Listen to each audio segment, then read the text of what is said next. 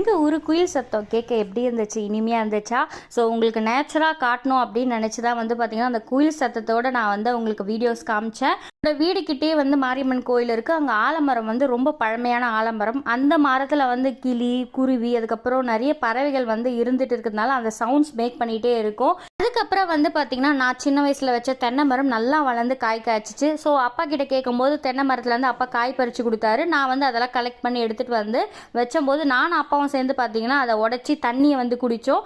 குடிக்கும்போது அதுக்கப்புறம் அந்த தேங்காவை பார்க்கும்போது எனக்கு ஒரு சந்தோஷம் வந்து இருந்துச்சு. அது இந்த வீடியோவில் நீங்கள் பார்ப்பீங்க. ஏன்னா நம்ம வச்ச தென்னை மரம் அதுலேருந்து நம்ம காய் பறித்து நம்ம அதை குடித்து அதை சாப்பிடும்போது அது எவ்வளோ சந்தோஷம் கொடுக்கும் அப்படின்னு சொல்லிட்டு இந்த வீடியோவில் நீங்கள் என்னை பார்க்க முடியும். அவ்வளோ ஹாப்பியாக இருந்துச்சு. உண்மையிலே நம்ம வச்ச செடி வந்து ஒரு ஃப்யூச்சரில் நம்மளுக்கு இந்த அளவுக்கு உதவுதே அப்படின்னு சொல்லி தான் எனக்கு ரொம்ப சந்தோஷமாக இருந்துச்சு.